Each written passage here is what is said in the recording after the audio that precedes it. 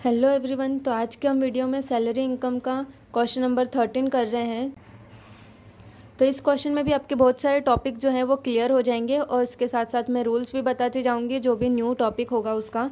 ठीक है, हम लिख के सारे रूल्स भी इसमें बता दूंगी। ठीक है, तो सबसे पहले है बेसिक सैलरी 20,000 पर मंथ दे रखा है। ठीक है, ये अगर आप फर्स्ट टाइम भी देख रहे होगे तो भी आपको समझ में आ जाएगा कि कैसे क्वेश्चन करना है। और ये क्वेश्चन 14 मार्क्स का आता है, एग्ज़ाम में बड़ा क्वेश्चन आता है। तो हम स्टार्ट करते हैं। ठीक है, तो सबसे पहले लिखोगे यहाँ पे बेसिक सैलरी, जैसा कि क्वेश्चन में दे रखा है 20,000 पर मंथ है। तो हमें सब पूरा जो कंप्यूट करना होता है वो ईयरली ही करना होता है। ठीक है, तो यहाँ पे हम 20,000 पर मंथ है तो 20,000 इंटू 12 करेंगे तो 2,40,000 हमारा ईयरली आएगा। ठीक है, मतलब टैक्स पे हमें यहाँ पे करना है, कोई भी एक्सेप्टेड नहीं है। उसके बाद है dearness allowance. Dearness allowance 2,000 per month है, half of which is part of salary for retirement purpose. ठीक है, तो 2,000 पर मंथ है यहाँ पे। अभी हमें 2,000 इंटू 12 पूरा ईयरली ही लेना है। 2,000 हाफ पार्ट हम सैलरी जब निकालेंगे तब गिनेंगे। ठीक है, ये डियरनेस अलाउंस है, ये सैलरी नहीं है। ओके, तो 2,000 यहाँ पे अभी हमें 2,000 ही लेना है पूरा। 2,000 इंटू 12 करेंगे तो हमारा आएगा 24,000। ठीक है, उसके बाद है हाउस रेंट अलाउंस। तो हाउस रेंट मैंने पहले भी हाउस रेंट का वीडियो अपलोड किया हुआ है, बट इसमें हम फिर से रूल्स फिर से देख लेंगे। हाउस रेंट अलाउंस, तो हाउस रेंट अलाउंस के कुछ रूल्स हैं।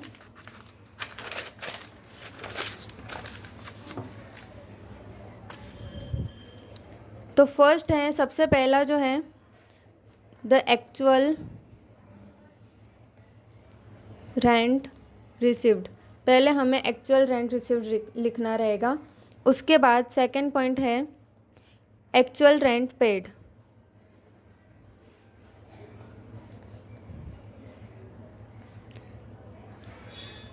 Actual rent paid minus 10% of salary. तो सबसे पहले एक्चुअल रेंट रिसीव्ड कितना हो रहा है, उसमें से हम पे कितना करें, रेंट पेड माइनस करेंगे सेकंड पॉइंट में 10% ऑफ सैलरी। ठीक है, सेकंड पॉइंट में दो चीज़ें हैं वो एक दूसरे से माइनस हो गई, actual rent paid minus 10% of salary. उसके बाद थर्ड पॉइंट है 40% of basic salary.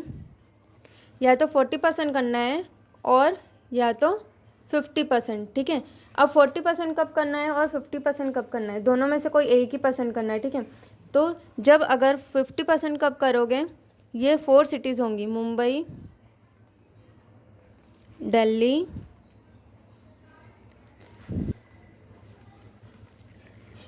Kolkata and Chennai. Mumbai, Delhi, Kolkata और चेन्नई, ये 4 सिटीज़ हों तब आपको 50% करना है। और अगर इन 4 सिटीज़ में नहीं है, वो जॉब नहीं करते हो या सैलरी उसकी जो भी मिलती है इन 4 सिटीज़ में नहीं है, तो 40% करना है। ठीक है, उसके बाद लास्ट पॉइंट है टोटल अमाउंट रिसीव्ड माइनस करेंगे एग्जेम्प्टेड अमाउंट। टोटल अमाउंट कितनी रिसीव्ड हुई है और माइनस करेंगे एक्सेप्टेड अमाउंट। अब एक्सेप्टेड अमाउंट कौन सी होगी, जो टैक्स फ्री होगी। ठीक है, जिसमें हमें टैक्स नहीं भरना है। तो इन तीनों में से जो भी किसी की भी वैल्यू कम आएगी वो हमें एक्सेप्टेड में लिखना है, टैक्स फ्री होगी वो। ठीक है, तो सबसे पहले हम क्वेश्चन में लिख लेते हैं, देख लेते हैं कि एक हाउस रेंट अलाउंस 6,000 पर मंथ है, रिसीव्ड हुआ है 6,000। Actual house rent paid at Ahmedabad 6,000 पर मंथ। तो यहाँ पे अमाउंट सेम ही है एक्चुअल की और रिसिप्ट की, बट मोस्ट ऑफ क्वेश्चन में अलग अलग भी आती है, बट यहाँ पे सेम है तो हम यहाँ पे सेम वाली लिखेंगे। हमारी एक्चुअल रिसिप्ट कितनी हुई है, 6,000 पर मंथ है तो इंटू 12 करेंगे ईयरली निकालने के लिए, तो 72,000। ठीक है, एक्चुअल रेंट पेड कितना हुआ है, तो ये भी हमारा 6,000 ही था, इंटू 12 किया 72,000, माइनस करेंगे 10% ऑफ सैलरी। अब सैलरी का यहाँ पे क्या है, बेसिक सैलरी नहीं लेनी है हमें सैलरी में डियरनेस अलाउंस प्लस करना है, वो हमारी एक्चुअल सैलरी होगी। ठीक है, तो यहाँ पे हमारी सैलरी हमारी यहाँ पे कितनी आई थी, 2,40,000, ठीक है। तो वो यहाँ पे लिख दूँगी मैं। सबसे पहले 2,40,000 प्लस करेंगे डियरनेस अलाउंस। अब यहाँ पे हम ये यूज़ करेंगे ब्रैकेट वाला point, half of which part of salary retirement purpose. Half जो पार्ट है सैलरी का वो रिटायरमेंट पर्पस के लिए है, ठीक है। तो हम यहाँ पे हाफ ही पार्ट करेंगे जो रिटायरमेंट पर्पस के लिए नहीं है, ओके। तो रिटायरमेंट पर्पस के लिए डीएनएस अलाउंस यहाँ पे कितना आया था, टोटल 24,000 आया था। हाफ जो है वो रिटायरमेंट पर्पस के लिए, तो उसे हमें नहीं लेना है। तो 24,000 का हाफ 12,000 वो हमें लेना है, ठीक है। तो 12,000 हम यहाँ पे ले लेंगे, प्लस करेंगे 2,40,000 में, प्लस 12,000 2,52,000।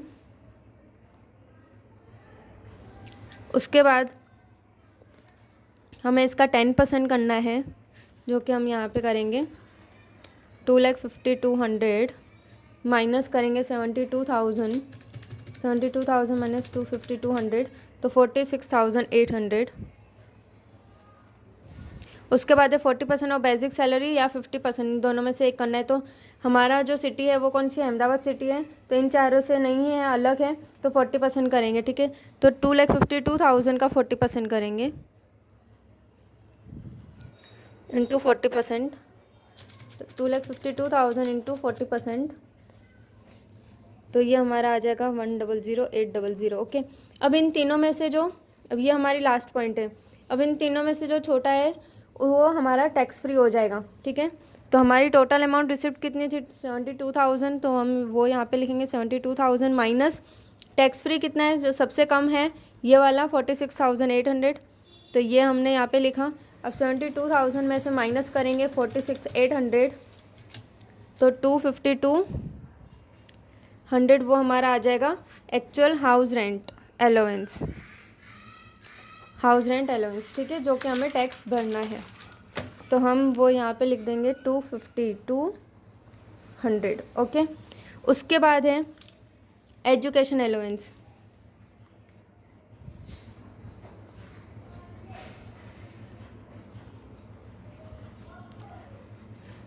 तो एजुकेशन अलाउंस यहाँ पे है 2 चिल्ड्रन 600 पर मंथ। तो पहले तो 600 पर मंथ है, तो 600 इंटू 12 करेंगे तो 72,000, ठीक है, ईयरली आएगा।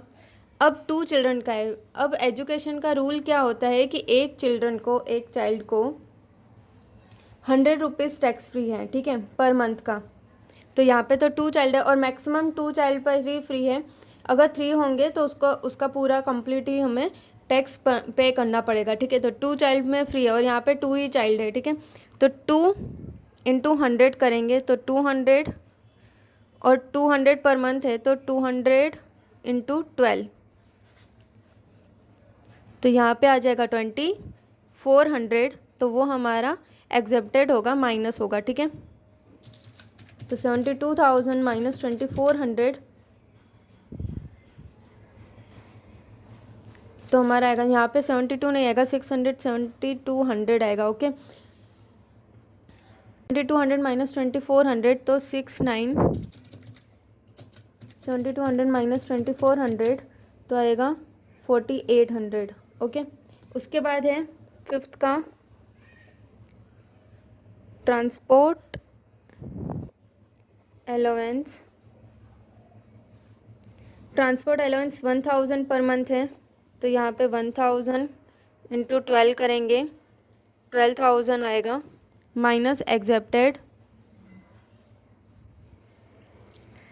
अब ट्रांसपोर्ट में क्या होता है, अगर नॉर्मल पर्सन है, वो पर्सन नॉर्मल है, तो उसका 800 हमें टैक्स फ्री होता है। अगर वो हैंडीकैप्ड है तो उसका 1,600 उनको टैक्स फ्री होता है, ठीक है।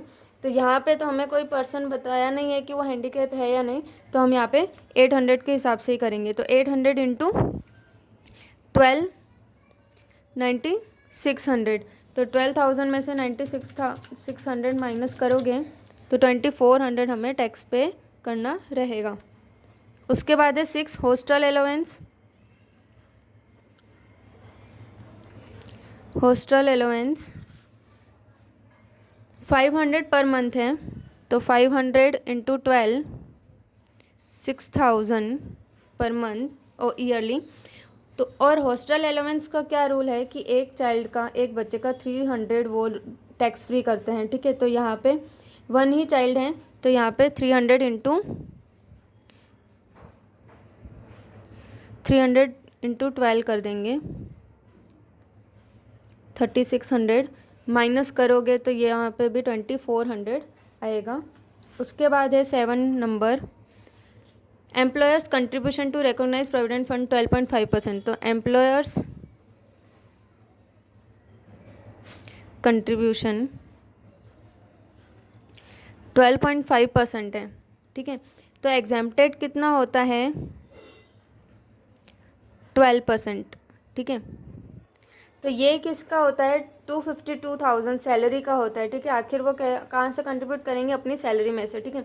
तो 252,000 थी सैलरी, अब वो 252,000 सैलरी थी, उसका 12.5% करोगे तो जो अमाउंट निकलेगी, और 12% करोगे उससे जो अमाउंट निकलेगी माइनस करोगे वो यहाँ पे लिखोगे। तो इससे अच्छा है कि हम यहाँ पे परसेंटेज माइनस कर लें और 0.5% जो आया उसको हम मल्टीप्लाई कर लें 252,000 से, ठीक है। तो 252,000 इंटू 0.5% हम करेंगे तो भी हमारा सेम ही अमाउंट आएगा 1260, ओके। उसके बाद 8 नंबर है, interest credited to the balance recognise provident fund 10%, 50,000 का हमको प्रोविडेंट फंड का इंटरेस्ट मिल रहा है, ठीक है। 200 पर month is deducted from the salary as a professional tax. Professional tax हमेशा हम लास्ट में माइनस करते हैं, वो याद रखना फॉर्मेट में, ठीक है। तो यहाँ पे हम लिख लेते हैं प्रोविडेंट फंड 50,000 का 10% करना है, ठीक है। और 50,000 है 10%। अब यहाँ पे क्या होता है, थोड़ा सा इसमें चेंज है, हम 9% यहाँ पे जो रूल है वो क्या है कि 9.5% तक हमारा टैक्स फ्री रहता है, ठीक है, प्रोविडेंट फंड में। तो माइनस एग्जेम्प्टेड 9.5% तक तो हमको छूट मिलती है, ठीक है। पर यहाँ पे जो माइनस करके हमें 50,000 का 0.5% नहीं करना है, ठीक है। यहाँ पे कैसे करना है, अगर यहाँ पे मैं आपको समझा देती हूँ, 10% का 50,000 है तो 9.5% का कितना होगा, तो 50 क्रॉस मल्टीप्लिकेशन करोगे तो 50,000 इंटू करोगे 9.5% डिवाइड करोगे 10%, ठीक है। परसेंट भी साथ में दबाना है। तो 47,500 माइनस करोगे 50,000 से तो 2,500 वो हमारा टैक्स हमें भरना रहेगा, ठीक है। उसके बाद 200 पर मंथ का हमें प्रोफेशनल टैक्स माइनस करना है, तो प्रोफेशनल टैक्स यहाँ पे माइनस करना है 200 इंटू पर मंथ का है तो इंटू 12 करेंगे तो यहाँ पे 6,000 आएगा, ओके। तो वो 6,000 यहाँ पे 6,000 नहीं, सॉरी 2,400 हमें यहाँ पे माइनस करना है। अब इसका सिर्फ टोटल करना है। प्रोफेशनल टैक्स देखो हमें माइनस करना है, तो इसलिए मैंने एक लाइन छोड़ के यहाँ पे लिखा है, और फिर ये वाला हमें यहाँ पे माइनस करना रहेगा, ठीक है, टोटल में से। तो हम इसका टोटल कर लेते हैं 2,40,000 plus 24,000 2,52,100 plus 4,800 plus 2,400 plus 2,400 plus 1,260 plus 2,500, तो 302,560 माइनस करेंगे 2,400 3,00,160, ये हमारा यहाँ पे लिख देंगे taxable salary, taxable salary, okay. और ये जो आया उसको हम लिखते हैं gross salary. After professional tax minus करेंगे तो उसको टैक्सेबल सैलरी बोलेंगे, ठीक है। तो आई होप आपको ये क्वेश्चन समझ में आया होगा। मिलते हैं नेक्स्ट वीडियो में, ओके, थैंक यू।